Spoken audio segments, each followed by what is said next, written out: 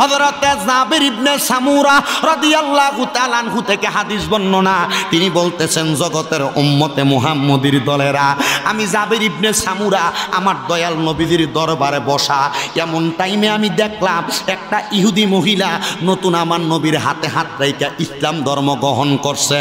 ওই মহিলা ইসলাম ধর্ম গ্রহণ করার অল্প কয়েকদিন পরে আমি দেখলাম একটা পুটলি হাতের মধ্যে কইরা ধইরা নিয়া আমার নবীজির দরবারে আইসা আর ডাক দিয়া কয়, ইয়া রাসূলুল্লাহ, ইয়া হাবিবাল্লাহ, নবী গো, আমার মা বাবা আপনার কদম মুবারকে কুরবান হোক।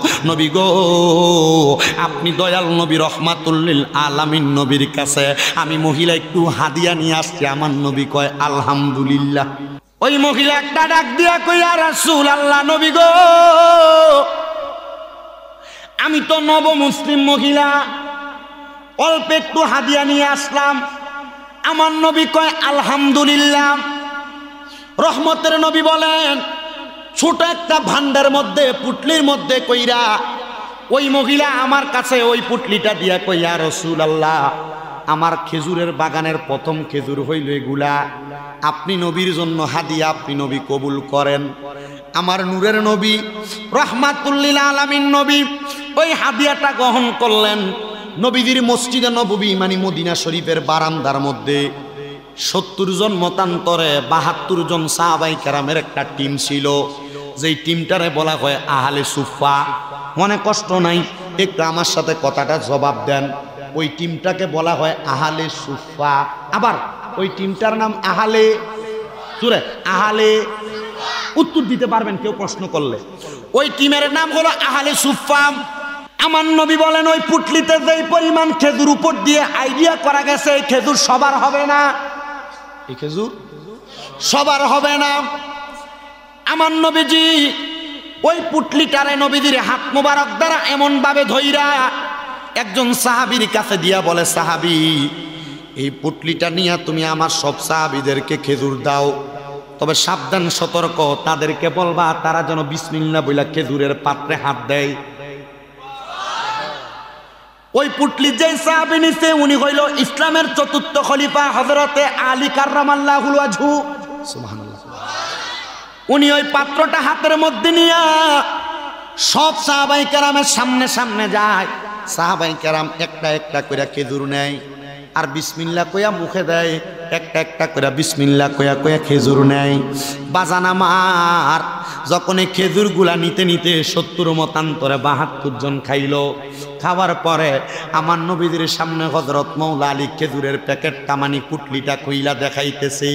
হযরত আলী রাদিয়াল্লাহু তাআলা আনহু বলে, জগতের মানুষের দলেরা, আমি খেজুরগুলা খুইলা দেখলাম, খেজুরগুলা মহিলাটা আনার সময় যখন যেমন ছিল আমার হাতের মধ্যে সবাইকে দিয়ে আসার সময় আমি দেখলাম যেমনের খেজুরে এমনে পইরা রইছে।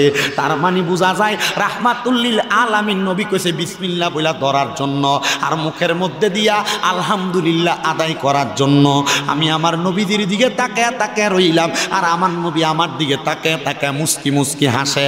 আমি ডাক দিয়া কইলাম, ইয়া রাসূলুল্লাহ, ইয়া হাবিবাল্লাহ, নবী গো, আপনি নবীজি আমার দিকে তাকায় তাকায় মুস্কি মুস্কি হাসেন। হযরত আলী কই, ইয়া রাসূলুল্লাহ, হাসবো না কেন, হাসবো না কেন, নবী গো, আপনি যেই খেজুরের পুটলিটা আমার হাতে দিলেন, আমি সবাইকে দেওয়ার পরে আমি দেখতেছি যেমনের খেজুর তেমনে পইরা রইছে। আমার নবী কয়, আলী, এটা হইল আমি নবীজির জবান মুবারকের বরকত। আর সাহাবায়ে কেরাম যে খেজুরগুলা নেওয়ার সময় বিসমিল্লাহ বইলা বক্ষণ করছে, খাওয়ার পর আলহামদুলিল্লাহ আদায় করছে, আমার আল্লাহ তাআলা এমন বরকত দান করছে, ওই বরকতের বিনিময়ে আমার আল্লাহ তাআলা ওই বান্দাটারে অসংখ্য পরিমাণ নেয়ামত দান করে। আমার দয়াল নবী রাহমাতুল লিল আলামিন নবী, মদিনার কামলিওয়ালা দয়াল নবী, আমার নবীরে সাহাবায়ে কেরাম ডাক দিয়া কই, ইয়া রাসূলুল্লাহ, নবী গো, আপনি নবীর কাছে জানতে চাই, ওই আল্লাহর প্রশংসা করলে কেমন লাভ হবে, ওই আল্লাহর প্রশংসা করলে কেমন লাভ হবে। আমার নূরের নবী রাহমাতুল লিল আলামিন নবী আমার ডাক দিয়া কই, উম্মত, ওই আল্লাহর প্রশংসা যারা করবে আমার আল্লাহ তাদেরকে ওই প্রশংসার কারণে আল্লাহ তাআলার নিয়ামত বাড়াইয়া দিব। জোরে জোরে কোন সুবহানাল্লাহ। আল্লাহর প্রশংসা করলে নিয়ামত বাড়াইয়া দেয় কে? আস্তে কইছে কি? ওই আল্লাহরে আল্লাহ কইয়া ডাকলে অসুবিধা হবে। গভীর মনোযোগ দেন। সাহাবাই কারাম আমার নবীরা প্রশ্ন করি, ইয়া রাসূলুল্লাহ, নবী গো, আপনি নবীর কাছে জানতে চাই আল্লাহ তাআলার প্রশংসা কেন করব? আমার নবী কয়, ওয়াশকুরু নি'মাতাল্লাহি আলাইহিম ইন কুনতুম ইয়াহু তা'বুদুন। নবী কয়, উম্মত, তোমরা আমার আল্লাহ তাআলার নিয়ামতের শুকরিয়া আদায় করো যদি তোমরা আমার আল্লাহর ইবাদত করো। আপনারা জ্ঞানীগুণী সুশীল সমাজ, জবান বন্ধ রাখবেন না। নামাজ, রোজা, হজ, যাকাত, দান, সদকা, যত রকমের ইবাদত আপনারা বলেন আমরা সবাই করি কার জন্য? মোহাব্বতে কন্যা কার জন্য? আমি জানতে চাই বাবারা, আপনাদের এলাকায় গরু বাছুর দেয় কি দেয় না? আস্তে কয়, গরু বাছুর দেয় কি দেয় না? ও বাবা, গরু বাছুর দিলে বাছুর এক লগে হয় কয়টা? একটা। কথা কন্যা ঠিক কিনা? ওই গরু একটা বাছুর দিলে একটাই বাছুর হয়। ওই গরুটারে আমার আল্লাহ সম্মান দিছে, কারণ গরু হালাল পানি আমার আল্লাহর প্রশংসা করে। এই জন্য আমার আল্লাহ ওই গরুর নামে কোরআনে একটা সূরা দিছে, সূরা বাকারা। কথা কয় না, ঠিক কিনা? ওই গরুটা দেখবেন সারা বাংলাদেশের মানুষ যদিও প্রতিদিন 1000 করে গরু জবাই করে খায়, ওই গরুর কিন্তু বাংলাদেশে শর্ট পড়ে না। কথা কন্যা ঠিক কিনা? কিন্তু দেখবেন বাবারা, কুকুর কিন্তু একসাথে বাচ্চাদের 7টা। ওই কুকুর আমার আল্লাহর নাফরমানি একবার করার কারণে ওই কুকুরটার 7টা বাচ্চা হইল। কুকুর কিন্তু বেশি দেখা যায় না, গরুই বেশি দেখা যায়। বুঝা নিবেন মুসলমানের দলেরা, আমার আল্লাহর প্রশংসা যেই জাতি করে আমার আল্লাহ তাআলা ওই জাতির অসংখ্য নেয়ামত দান করে। তো আমি যেই জায়গার মধ্য থেকে বয়ান শুরু করতেছিলাম, আল্লাহ তাআলার শুকরিয়া আদায় করলে আমার আল্লাহ তাআলা একটা বান্দারে কমসে কম দুনিয়াতে 4টা নিয়ামত দান করে। জবান বন্ধ নাই, জোরে কোন কয়টা নিয়ামত দান করে? আমার আল্লাহ পাক রব্বুল আলামিন একটা বান্দারে 4টা নিয়ামত দান করে। ইয়া রাসূলুল্লাহ, আমার আল্লাহ তাআলা কোন 4টা নিয়ামত দান করে আপনার কাছে জানতে চাই। আমার নবী বলে, উম্মত, দুনিয়ার জমিনে 1 নাম্বার আমার আল্লাহ বান্দার হায়াত বাড়াইয়া দেয়। মইন এলাকার কত মানুষ স্ট্রোক কইরা মারা যায়, মইন এলাকার কত মানুষ হার্ট অ্যাটাক কইরা মারা যায়। স্ট্রোক করলে, হার্ট অ্যাটাক করলে অ্যাম্বুলেন্স যুগে তার ঢাকা মেডিকেলে নিয়ে যাওয়া হয়, ঢাকা ল্যাবেড হসপিটালে নিয়ে যাওয়া হয়। 24 ঘন্টার জন্য তার আইসিইউর বিল আসে 65,000 70,000, ঠিক কিনা? কিন্তু বাবা আমার মনোযোগ দিয়া বয়ানটা শ্রবণ করবেন। আল্লাহর কোনো বান্দা যদি আমার আল্লাহর প্রশংসা আদায় করে, আমার আল্লাহ তাআলা ওই বান্দার হায়াত বাড়াইয়া দেয় 65-70,000 টাকা লাগে না। নবী গো, নবী গো, নবী গো, আপনি নবীর কাছে জানতে চাই আমার আল্লাহ তাআলা আর কি নিয়ামত দান করে? বলে 1 নাম্বার হায়াতে না বাড়াইয়া দেয়, 2 নাম্বার আমার আল্লাহ তাআলা আরেকটা নিয়ামত বাড়াইয়া দেয়। কোনো বান্দা যখন অভাব অনটনের মধ্যে পড়ে আমার আল্লাহরে ডাক দেয়, আমার আল্লাহ তাআলা ওই বান্দার অভাব অনটন দূর কইরা দেয়। কোনো বান্দা বিপদে পড়ে আমার আল্লাহরে ডাকলে, আমার আল্লাহর শুকরিয়া আদায় করলে আমার আল্লাহ বান্দারে বিপদ থেকে উদ্ধার করে। কঠিন রোগের মধ্যে পইরা বান্দা যখন আমার আল্লাহ তাআলার প্রশংসা আদায় করে, আমার আল্লাহ তাআলা ওই বান্দারে কঠিন রোগ থেকে শেফা দান করে। জোরে কন্যা সুবহানাল্লাহ। মুসলমানের দলেরা এই জন্য কঠিন রোগ হোক, কঠিন বিপদে পড়েন, মুসিবতে পড়েন, টেনশনে পড়েন, অভাবের মধ্যে পড়েন, কিন্তু আমরা সমাজের মানুষ মুসিবতে পড়লে, টেনশনে পড়লে আল্লাহরে ডাকবো দূরের কথা, তারা একটা সিগারেট জ্বালায় দোকানে বইয়া সুখ টান মারে। কথা কই না কে আপনারা? ঠিক না, ঠিক না? এরা সিগারেট খাইয়া সুখ টান মারে অন্তরকে ঠান্ডা করতে চায়। কিন্তু আল্লাহ কয়, বান্দা আমার শুকরিয়া আদায় করো। জোরে কোন সুবহানাল্লাহ। বাগান আমার গভীর মনোযোগ অন্তরের কান লাগান। কিন্তু আমার আল্লাহর কোন বান্দা যদি আমার আল্লাহ তাআলা শুকরিয়া আদায় করে, আমার আল্লাহ তাআলা বান্দার ওই অভাব অনটন সব সমস্যার সমাধান কইরা দেয়। আল্লাহ কোরআনে বলে, ফাযকুরুনি আযকুরুকুম। এই আয়াতে কারিমার এতটুকের তাফসীর করতেছেন আল্লামা জালালউদ্দিন মুহুল্লি রহমতুল্লাহ আলাইহি। উনি বলতেছেন, জগতের মানুষ তোমরা শুইনা লও, জগতের মানুষ, আমার বান্দা যখন আমি আল্লাহর জিকির করে, আমি আল্লাহও বান্দার জিকির করি। আমার বান্দা যখন আমি আল্লাহর স্মরণ করে, আমি আল্লাহও বান্দার স্মরণ করি। আল্লাহ, আমরা আপনাকে রহিম বলে ডাকি, আমরা আপনাকে রহমান বলে ডাকি, আপনি আল্লাহকে আমরা বান্দারে বান্দা কইয়া ডাক দেন। আমার নাম আব্দুর রহিম, আপনি আব্দুর রহিম কইয়া ডাক দেন, বলে না। আমার নাম নাম আব্দুল করিম, আপনি আব্দুল করিম কইয়া ডাক দেন, কয় না।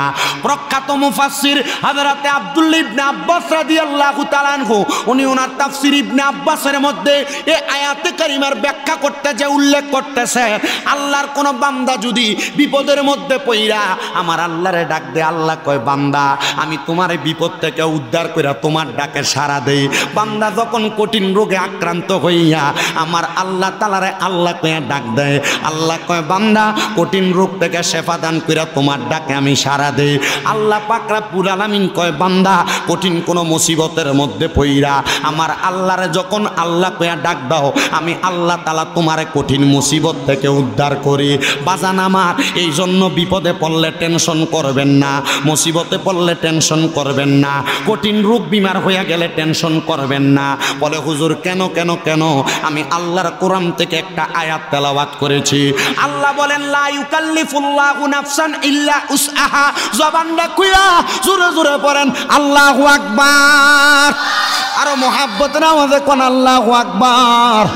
আমার আল্লাহ পাক রব্বুল আলামিন জানায়া দেয় বান্দা আমি আল্লাহ কারোর সাধ্যের বাহিরে কোনো কিছু সাফাইয়া দেই না। সুবহানাল্লাহ। সাধ্যের বাহিরে কোনো কিছু সাফাইয়া, জোরে কোন সাফাইয়া। মুসলমান এবার মনোযোগ দেন। এলাকায় লাখ লাখ টাকার মালিকও আছে, আবার দৈনিক রিক্সা চালাইয়া 300 টাকা কামাই করে এমনও আছে। আসেনি? এলাকায় বেড়ার ঘরে ঘুমায় এমন লোক আছে, বিল্ডিং ঘর ছাদলা ঘরে ঘুমায় এমন লোক আছে। আস্তে উত্তর দেয়। এলাকায় দৈনিক 300 টাকা ইনকাম করে এমন লোক আছে, আবার 2 ঘন্টা 5 ঘন্টাতে 3000 4000 টাকা কামাই করে এমন লোক আছে। যে ব্যক্তি 300 টাকা কামাই করে চিন্তা করে আল্লাহ যদি আমার 300 না 500 টাকা ইনকাম হইতো, আল্লাহ আমার কত ভালো হইতো, সংসারটা কত ভালো করে চলতো। হয়নি। যে ব্যক্তি বিল্ডিং ঘরে ঘুমায় এই ব্যক্তি চিন্তা করে আল্লাহ আমার যদি আরেকটা বিল্ডিং বাড়ি থাকতো কত ভালো হইতো, বেশি পাওয়ার আশায়, ঠিক কিনা? কিন্তু আমার আল্লাহ তাআলার প্যারা হাবিব মুহাম্মদুর রাসূলুল্লাহ সাল্লাল্লাহু আলাইহি ওয়াসাল্লাম নবী কই উম্মত, হে আমি নবীর উম্মতের দলেরা, তুমি 300 টাকা ইনকাম করে 300 টাকার ভার বহন করতে যোগ্য, এজন্য আমার আল্লাহ তাআলা তোমারে 300 টাকার মালিক বানাইছে।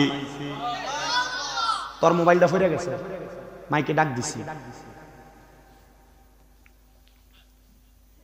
যেই ব্যক্তি একটা বিল্ডিং করে ঘুমায় তার আরেকটা আশা, আমি যদি আরেকটা বিল্ডিং ঘরের মালিক হইতে পারতাম আমার কাছে ভালো লাগতো। কিন্তু আল্লাহ কয় লা ইউকাল্লিফুল্লাহু নাফসান ইল্লা উসআহা, আমি আল্লাহ সাধ্যের বাহিরে সাফাইয়া দেই না। তো আল্লাহ যে তোমার একটা বিল্ডিং এর মালিক বানাইছে, তুমি একটা বিল্ডিং এর মধ্যে থাকার যোগ্য, এই জন্য আমার আল্লাহ তোমার 2টা বিল্ডিং বানাইয়া দিছে না। মুসলমান ইমানদারেরা, বাচ্চার বয়স 5 বছর, মাথার ভিতরে যদি 50 কেজি চাইলের বস্তা সাফাইয়া দেন, লোড নিতে পারবো নি? তাইলে আপনি মনে করবেন আপনি যেটার ভিতরে আছেন এটাই আলহামদুলিল্লাহ। কথা কয় না, কথা কয় না। আপনি বেশি খামের দরকার নাই। আল্লাহ আপনার দৈনিক 500 দেয়, 300 দেয়, 1000 দেয়, শুকরিয়া কার?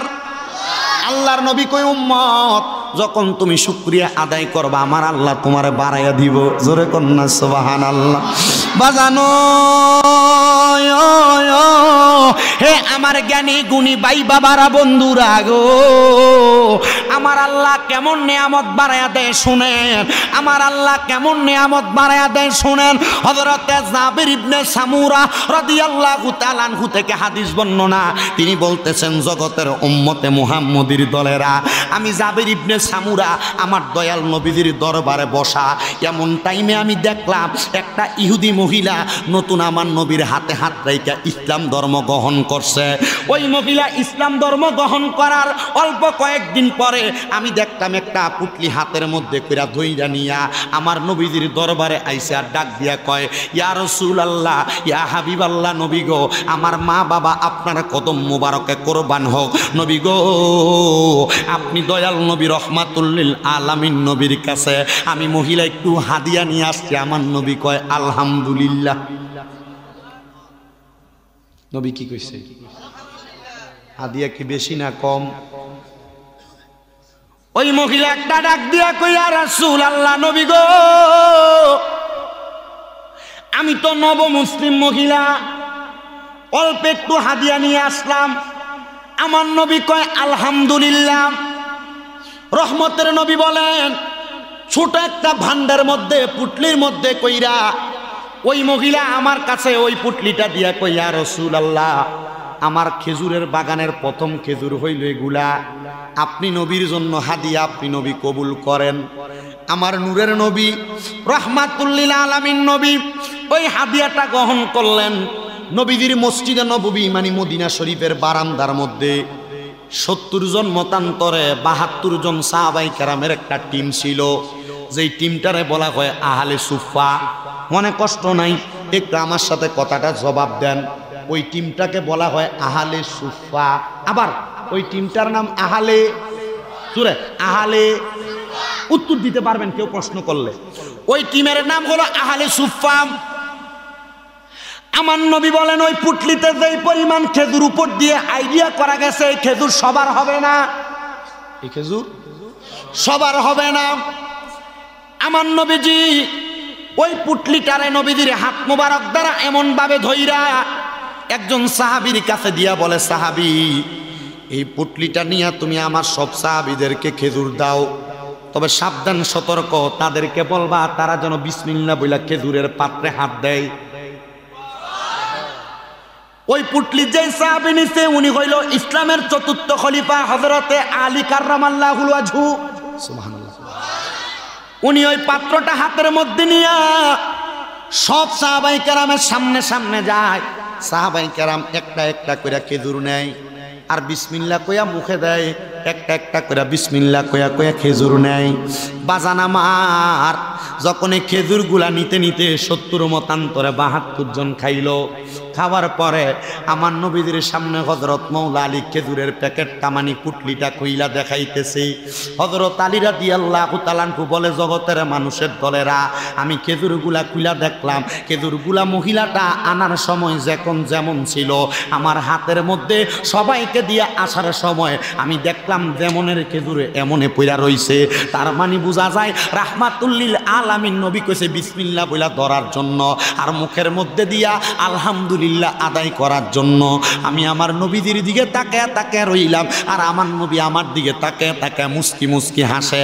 আমি ডাক দিয়া কইলাম, ইয়া রাসূলুল্লাহ, ইয়া হাবিবাল্লাহ, নবী গো, আপনি নবী যে আমার দিকে তাকায় তাকায় মুস্কি মুস্কি হাসেন। হযরত আলী কই, ইয়া রাসূলুল্লাহ, হাসবো না কেন, হাসবো না কেন নবী গো, আপনি যেই খেজুরের পুটলিটা আমার হাতে দিলেন, আমি সবাইকে দেওয়ার পরে আমি দেখতেছি যেমনের খেজুর তেমনে পইরা রইছে।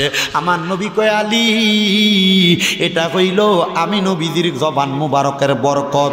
আর সাহাবায়ে কেরাম যে খেজুরগুলা নেওয়ার সময় বিসমিল্লাহ বইলা বক্ষণ করছে, খাওয়ার পর আলহামদুলিল্লাহ আদায় করছে, আমার আল্লাহ তাআলা এমন বরকত দান করছে, ওই বরকতের বিনিময়ে আমার আল্লাহ তাআলা ওই বান্দাটারে অসংখ্য পরিমাণ নেয়ামত দান করে।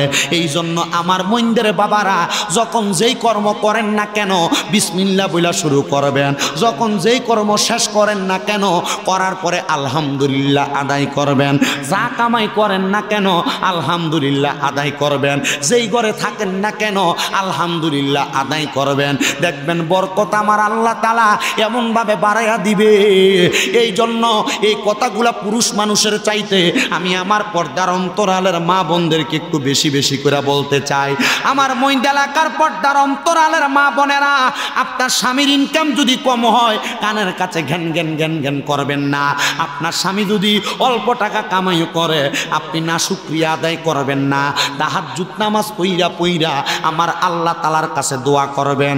আমি বলছিলাম বাবা, আল্লাহর প্রশংসা শুকরিয়া আদায় করলে বাড়াইয়া দেয় কি? ওই কথা থেকে আমি আমার ধারাবাহিক আলোচনার মধ্যে চইলা যাই। আমার মাহফিল কমিটির ভাইয়েরা বলছে, হুজুর মাহফিলের মধ্যে সন্তানের প্রতি মা বাবার হক, মা বাবার প্রতি সন্তানের হক সম্পর্কে একটু বয়ান করবেন। ও বাবা আপনারা এখানে যারা আছেন বর্তমান সমাজের মধ্যে একটা অবস্থা বেশি বিরাজমান। বলে হুজুর কোন অবস্থা?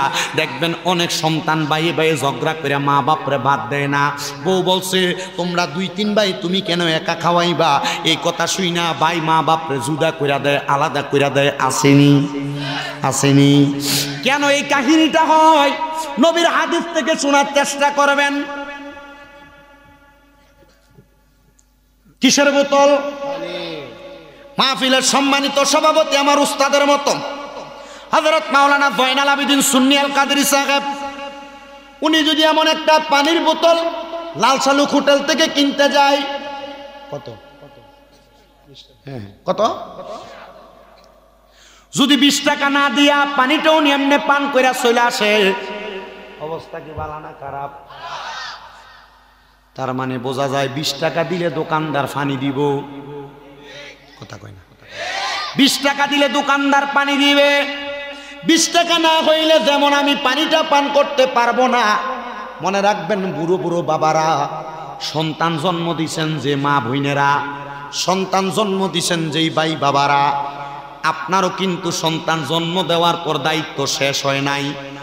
আপনি যদি আপনার সন্তানের উপযুক্ত নির্দিষ্ট পরিমাণ দায়িত্বগুলো আপনি পালন করেন, তাহলে ওই ছেলে কোনোদিন মা বাবার সাথে উঁচা গলায় কথা বলবে না। ওই ছেলে কোনোদিন মা বাপরে জুদা করবে না। ওই ছেলে কোনোদিন মা বাপরে ধমক দিয়া কথা বলবে না। ওই ছেলে কোনোদিন মা বাপরে বাত না দিয়া থাকবে না। এবার আপনাদের মনে প্রশ্ন, হুজুর তাহলে আমি সন্তান জন্ম দিলাম, আমার দায়িত্ব কি? দায়িত্ব কি শুনেন।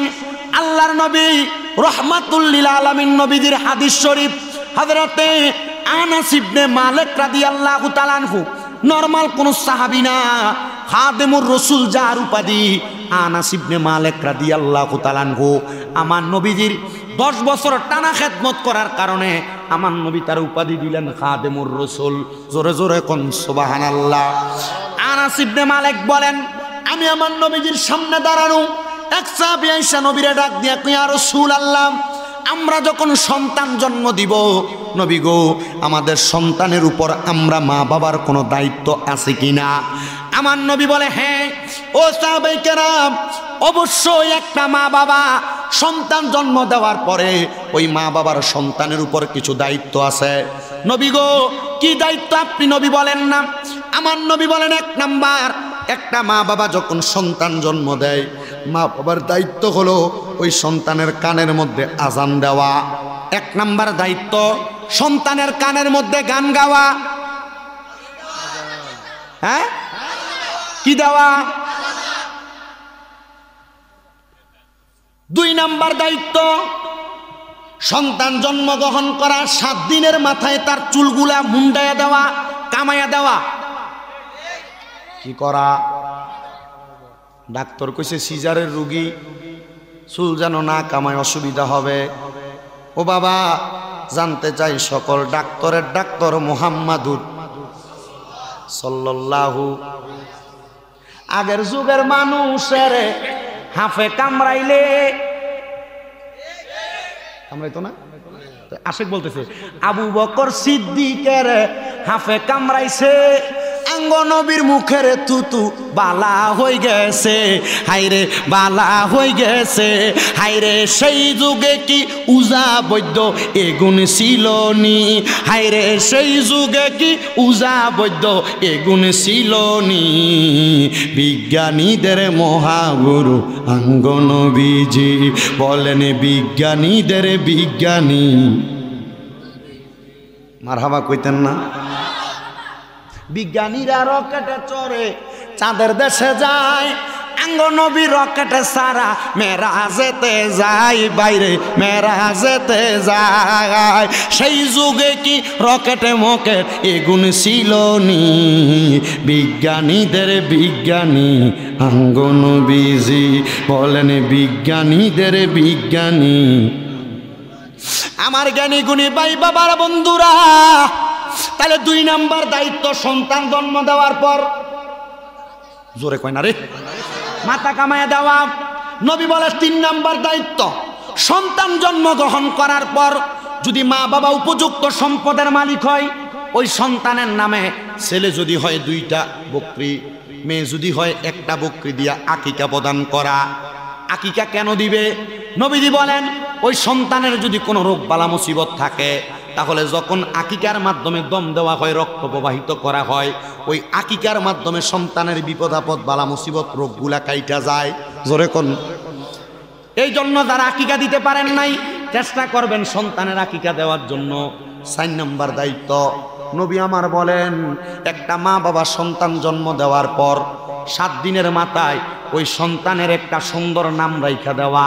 ফুতের নাম রাখছে সাগুইয়া, ফুতের নাম রাখছে নইন্যা। সুন্দর নাম, কথা কয় না বেটা? সুন্দর নাম। কি নাম রাখা? সুন্দর নাম, ইসলামিক, মারহাবা, ইসলামিক নাম রাখা। আমার জ্ঞানী গুণী ভাই বাবারা, এটা হলো 4 নম্বর দায়িত্ব। সাহাবায়ে কেরাম প্রশ্ন করিয়া রাসূলুল্লাহ আর কি দায়িত্ব? নবী আমার বলে সন্তান যখন উপযুক্ত বয়সের হয়, মানে 10 বছর বয়সে উপনীত হয়ে যায়, 7 বছর থেকে মা বাবা তার নামাজের জন্য বলা, 10 বছর বয়স হইলে সন্তানটাকে নামাজের জন্য প্রহার করা। 5টা দায়িত্ব। ইবনে মাজাহ শরীফের আরেকটা হাদিস, হযরত আবু হুরায়রা রাদিয়াল্লাহু তাআলা আনহু, হাদিসের রাবীর কথা মনে নেই, সরি, ইবনে মাজাহ শরীফের আরেকটা হাদিস, নবী আমার বলে একটা মা বাবার 6 নম্বর দায়িত্ব হলো সন্তান জন্ম দেওয়ার পরে সন্তানকে কোরআন শিক্ষা দেওয়া। কি জোরে? আপনি সকালবেলা পাঠান কিন্ডার গার্ডেনে, কান্দের ভিতরে 2 কেজি ওজনের বইয়ের একটা ব্যাগ। আগে পোলাপান মক্তবে যাইতাম, আমার মনে আছে ছোটবেলায় লুঙ্গি ফেসাইয়া ঠুট্টুরাইতে মক্তবে যাইতাম। এই শীতকালে পোলা ফিটার ভিতরে রাব লাগাই দিত, খাইতে খাইতে যাইতাম। এ কথা কই না রে? এই যুগ এখন কিন্তু শেষ। ঘুম থেকে চোখ দুইলা ফোলা উঠতে পারে না, ব্যাগ কান্দে। কিন্তু এখন আর আমপারা, সিপারা এবং কায়দা লাল কায়দাটা লইয়া আর ফোলাফান মুক্তবে যায় না। ও বাবা, ইংলিশ টিচারের বেতন দেয় কিন্তু 2000, গণিত টিচারের বেতন দেয় 2000, কিন্তু আরবি পড়াইনা হুজুরের 50 টাকা 100 টাকার লাইগা মাসের ভিতরে 3 বার যাইয়া ঘরের দরজায় দাঁড়াইয়া থাকা লাগে। এ কথা বল না কেন? মনে রাখবেন, এবার আমার নবী কয় কোন মা বাপ যদি তার সন্তানকে কোরআন না শিক্ষা দেয়, ইয়া রাসূলুল্লাহ নবী গো কি হইব আপনার কাছে জানতে চাই। আমার নবী রাহমাতুল লিল আলামিন নবী বলে, উম্মতের দলেরা, কোন মা বাপ যদি সন্তানকে কোরআন না শিক্ষা দেয়, ওই কোরআন না শিক্ষা দেওয়ার কারণে কাল হাসরের ময়দানে ওই সন্তানকে বলবে কোরআন তেলাওয়াত করো। কোরআন তেলাওয়াত করা ফরজ ইবাদত। কি ইবাদত? জোরে কোন কি ইবাদত? এবার হাসরের ময়দানে সন্তানকে বলবে কোরআন তেলাওয়াত করো। সন্তান বলবে আমি তো কোরআন তেলাওয়াত করতে পারি না, লা আদরি, আমি জানিও না।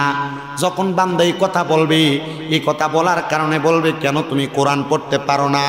সন্তান বলবে আমার আব্বা আম্মা আমারে কোরআন পড়ায় নাই, কিন্ডার গার্ডেনে ফাটাইছে, সকালবেলা আমার শরীর কমে যাইব দেখা ঘুমাইয়া রাখছে।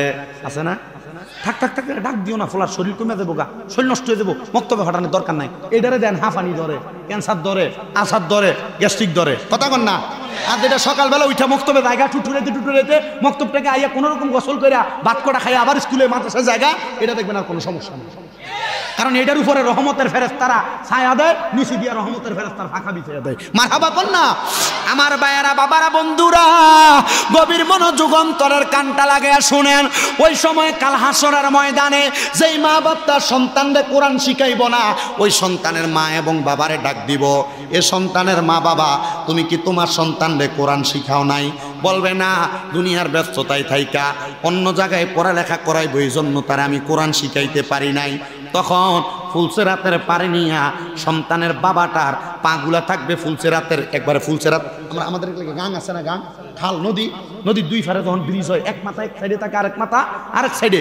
যেই সন্তানের বাপ মা পুত্রে জিরে কোরআন পড়াইতো না, ওই বাপের হাতগুলা থাকবে ফুলসেরাতের এক পারে, পাগুলা থাকবে ফুলসেরাতের এক পারে। যেই ফুতে বাপের গায়ের লগে একবার ফাও লাগলে 5-6 বার সালাম করে, ওই ফুতেরে কইব যাও যাও যাও, তুমি তোমার আব্বার বুকের ভিতরে পাড়া দিয়া ফুলসেরাত পার হও। নাউজুবিল্লাহ না। যেই ফুতে আপনার গায়ের লগে পাও লাগলে 2-3 বার সালাম করে, আপনি চিন্তা করছেন নি, আপনি যদি আপনার ফুতেরে আপনার জিয়ের কোরআন না পড়ান, তাইলে আপনার ফুত এবং আপনার যে আপনার বুকে ফাড়া দিয়া ফুলসেরাত পার হইব, কি মারাত্মক একটা অবস্থা হইব মন্দিরে মানুষ একবার চিন্তা করে দেখেন। অনেক পোলাপান চিন্তা করে আমি বাচ্চা গেছি, আমার মা বাপ আমারে কোরআন পড়ায় নাই, আমার বাপের উপরে ফাড়া দিয়ে আমি ফার হয়ে যামুগা। জি না, নবীজি এই কত বাঙ্গা দিছেন। প্রাপ্তবয়স্ক হওয়ার পর কোন যুবক, কোন বয়স্ক, মানে এক কথায় প্রাপ্তবয়স্ক কোন ব্যক্তি যদি নিজ দায়িত্বে আল্লাহ তাআলার কোরআন না শিখে, সে যখন তার বাবার বুকের ভিতরে পাড়া দিব, বাপ ছেলে দুইজন একসাথে জাহান্নামের মধ্যে পড়ব। ওই জাহান্নাম ভালো জায়গা না। নবীর হাদিস করে দেখলাম, জাহান্নামে যদি কোনো ব্যক্তি যায়, সর্বনিম্ন 3000 বছর তারা জাহান্নামের আগুনে জ্বালানো হবে। ও হুজুর, 3000 বছর জ্বালাইব কেমনে? আমি তো 1 মিনিট আগুনের মধ্যে হাত দিলে আমার হাত পুরা জাগা, আমার শরীরটা 3000 বছর কেমনে পড়ব? এ আমার বন্ধুরা, মাত্র অল্প কয়েকটা সময় আমারে দেন। মনে রাখবেন, আপনার শরীর যখন আগুনে পুরা যাবে, পুরাটা শরীরে আবার আমার আল্লাহ বানাইবো। ওই শরীরটার আমার আল্লাহ বানায়া আবার জাহান্নামের আগুনের মধ্যে পুরাইব।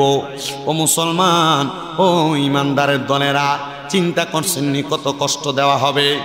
3000 বছর এমনে জ্বালাইতো না। জাহান্নামের আগুনের রং হলো 3টা। 1 নাম্বার লাল রং, আরেক নাম্বার সাদা রং, আরেক নাম্বার কালো রং। লাল রঙের আগুনের মধ্যে আপনার 1000 বছর জ্বালাইব। এবার আগুনের রং বানাইব সাদা। সাদা রঙের আগুনের মধ্যে আপনার 1000 বছর জ্বালাইব। এবার আগুনের রং বানাইব কালা। কালা রঙের আগুনের মধ্যে 1000 বছর জ্বালাইব। ও আমার বয়স্ক বাবারা, যুবক নওজোয়ান বন্ধুরা, পর্দার অন্তরালের আমার মা বোনেরা, যদি সন্তানকে কোরআন না শিক্ষা দিয়া থাকো, আল্লাহর ওয়াস্তে মাপ চাই। নিজে বাঁচার জন্য হইল সন্তানরে কোরআন শিখাও, নিজে বাঁচার জন্য হইল সন্তানরে কোরআন শিখাও। আশেক বলে, কোরআন শিখাও ছেলে মেয়েকে, ওহে মুসলমান, কোরআন শিখাও ছেলে মেয়েকে, ওহে মুসলমান, জান কবজের সময় তোমার হইবে রে আসান, জান কবজের সময় তোমার হইবে রে আসান। একটি ছেলে আলেম হলে পড়বে কোরআন মৃত্যু কালে। বলেন, একটি ছেলে আলেম হলে পড়বে কোরআন মৃত্যু কালে। হায়রে দূর হবে বিয়াদবে শয়তান, দূর হবে বিয়াদবে শয়তান, থাকবে রে ঈমান, জান কবজের সময় তোমার হইবে রে আসান, জান কবজের সময় তোমার হইবে রে আসান। কোরআন শিখাও ছেলে মেয়েকে, ওহে মুসলমান, জান কবজের সময় তোমার হইবে রে আসান। একটি মেয়ে আলেমা হলে পড়বে কোরআন মৃত্যু কালে। হায়রে একটি মেয়ে আলেমা হলে আরে পড়বে কোরআন মৃত্যু কালে। হায়রে দূর হবে বিয়াদবে শয়তানে, থাকবে রে ঈমান, জান কবজের সময় তোমার হইবে রে আসান, জান কবজের সময় তোমার হইবে রে আসান। একটা জবানও বন্ধ রাখবেন না। এবার আপনারা বলেন, মা বাবার সন্তানের উপর যে দায়িত্ব, এই দায়িত্ব যদি সন্তানের উপর মা বাপ পালন না করে, ওই সন্তান মা বাপরে ভাত দিবেন, এটা স্বাভাবিক বিষয়। ওই সন্তান মা বাবার প্রতি অত্যাচার করবে, এটা স্বাভাবিক বিষয়। এবার বলেন, বুড়া বয়সে সন্তানের কাছ থেকে ভালো ব্যবহার পাওয়ার জন্য মা বাপ সন্তানের দায়িত্বগুলা পালন করার দরকার আছে না নাই? কিন্তু আজকের মাহফিলে কত সন্তান বসে গেছে, হুজুর আমার মা বাপ আমার লাখ লাখ টাকার সম্পদ দিয়া গেছে, আমার মা বাপ আমারে বড় কষ্ট করে মানুষ করে দিয়ে গেছে। আজকে এই মাহফিল আমার বাপ যদি থাকতো, আমি আমার আব্বা জানলে দেখে আমার কলিজা ঠান্ডা করতাম। আজকে এই মাহফিল আমার মা যদি থাকতো, আমি আমার মারে দেখে আমার কলিজা ঠান্ডা করতাম। এর সন্তানের দলেরা, মনে রাখবা, আজকে তোমার মা বাবার রুহুকে আল্লাহ উন্মুক্ত করে দিছে। এই মাহফিলের প্যান্ডেলের মধ্যে যারা আছেন, আপনাদের যাদের মা কবরে, বাবা কবরে, দাদা দাদি, আত্মীয় স্বজন কবরে, এদের রুহুগুলো আজকে মাহফিলের চারদিক দিয়ে ঘোরাফেরা করতেছে। আর ভিক্ষুক যেমন ভাবে ভিক্ষা চায়, এই রুহুগুলো আপনার কাছে এমন ভাবে হাতগুলা বাড়ায়া বাড়ায়া বলে, এ আমার সন্তান, এ আমার আত্মীয় স্বজন, দেন আমার একটু দোয়া দেস না রে, তোর দোয়ার কারণে আল্লাহ তাআলা আমি মারে মাফ করে দিবে। আমি বাবারে মাফ করে দিবে। সন্তানের দল আজকের মাহফিলে কে জানি বৈশা গেছেন আপনার মা নাই, কে জানি বৈশা গেছেন আপনার বাবা নাই। আমি আপনাদের কাছে করজোরে আবদার জানাই, এ মইনদের বাবারা, ওই মা কবরে বাবা কবরে, আবার অনেক সন্তান মা বাবা কষ্ট করে মানুষ করছে, ওই সন্তান কিন্তু মা বাপরে বাদ দেয় না, ভাই ভাই ঝগড়া করে মা বাপরে আলাদা করে দিয়ে রাখছে।